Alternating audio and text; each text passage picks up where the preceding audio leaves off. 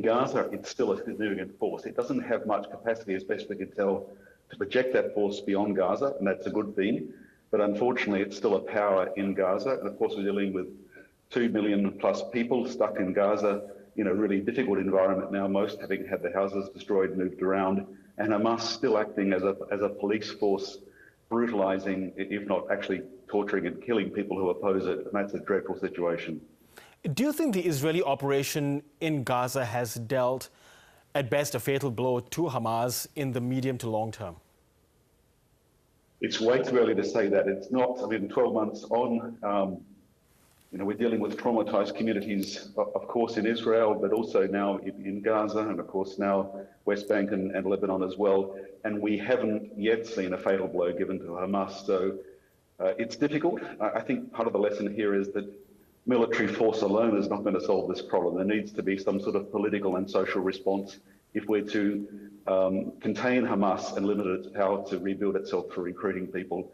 And sadly, some of the actions that have happened over the last 12 months play into their hands in terms of making them look like martyrs and helping them recruit, which is, counter to anyone's purpose, but it's a reality we have to deal with. Well, a political solution seems unlikely given the direction that the Netanyahu government is going at. But what sort of social solutions could there be? Well, social solutions have to go hand in hand with the political solutions. So there needs to be a new administration in Hamas, in Gaza, that takes away Hamas to remove them from the equation. A rebuilding process. People need to be given hope, and they need to be given a sense of security and trust inside Gaza. And that's going to require outside cooperation.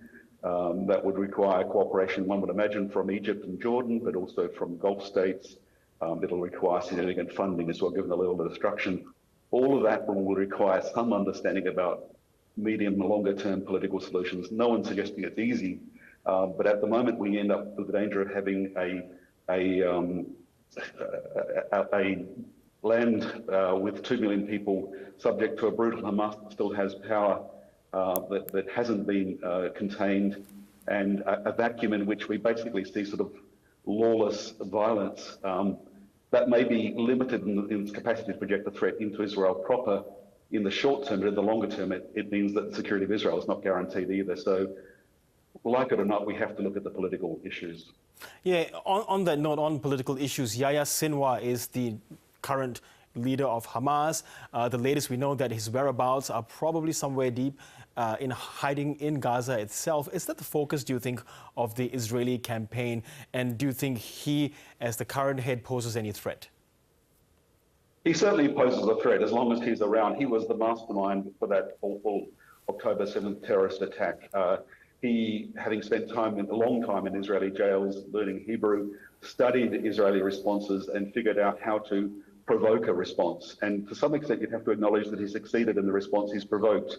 It's come at a terrible cost to everyone, not least the people of Gaza.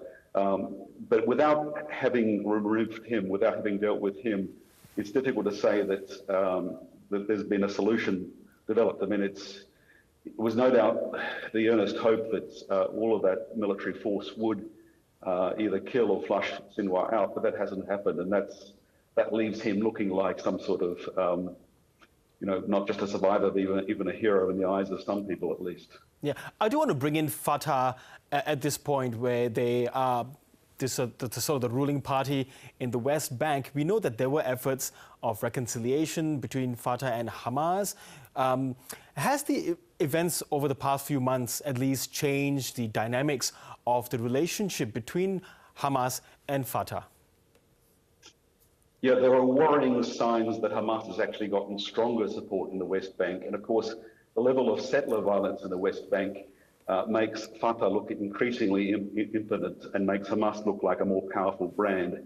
And that's dreadful for what's happening in the West Bank, but it also strengthens Hamas' position in Gaza. So this goes back to this question of tactical military success, but lacking strategic long-term outcomes that must involve a political aspect.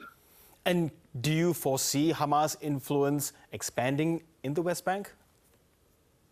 I think one thing we have to understand about Hamas is you could, take away 90% of its military capacity, but it's also a social movement. If it has credibility, if it's seen as if its fallen are seen as martyrs and its survivors seen as heroes, then in the longer term it becomes more powerful, even though it may be military greatly reduced. Yeah, I want to look at this new front line now in Lebanon and Hezbollah. Of course, we are seeing more and more people, particularly residents of other nations, fleeing Beirut, including Australians. Is this an indication that there will be more Israeli incursions into southern Lebanon? I think the reality is this last 12 months, it's not clear that Israel has had a clear long-term plan and a clear strategic goal. I mean, to be fair, it's struggling against some difficult foes. But that means that in Lebanon, as much as it may wish to keep this limited and contained, there's every indication that it's likely to mission creep and spiral into something much worse. Not that Israel necessarily intends this, but this is where it may end up. And so no one can say with certainty, not even Israeli leadership, where this will end, because there is this lack of clear strategic thinking. And on that note, are we then closer to seeing Iran then launch a full-scale attack and having that ability to launch the missiles that they've got that could possibly break the barriers of Israel's Iron Dome? Yeah, Israel's Iron Dome is formidable, and it's not the only system. There are longer-range systems as well. But if they're hit with a massive barrage, it's not clear that they could completely guarantee safety. So far in April and last week, the system has worked well, but a massive barrage could be a problem that overwhelms it, at least in some cases. The good news, if we can look for some good news, is that Iran clearly still does not want to be pushed into that ultimate confrontation, because that could destroy the regime in Tehran, at least threaten it. And the one thing that the regime in Tehran cares about, perhaps all it really cares about, is regime survival. But the trouble is we need to find a way to scale back the risk of escalation.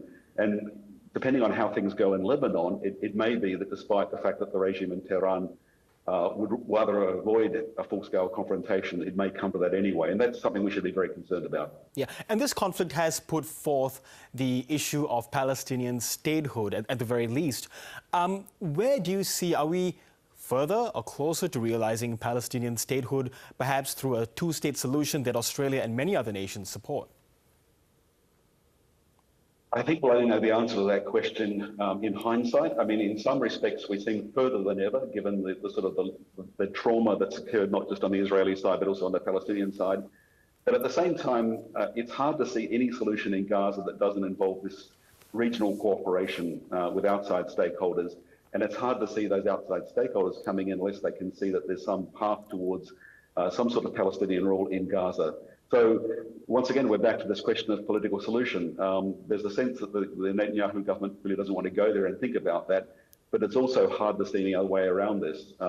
One of the issues that threatens this whole situation is that Netanyahu's standing as Prime Minister was rapidly diminishing earlier this year, but his actions recently, particularly in Lebanon, have rebuilt his brand. He's in a much stronger position, so he's less inclined to look at these issues. But unless his government does, there's not going to be a solution in Gaza. It'll be a long-term threat to Israeli security. And the only way around this is to consider some sort of Palestinian administration that has to be based on a Palestinian state. Okay, Professor Greg Barton, really good to get your analysis this evening. Thanks very much. Thanks very much.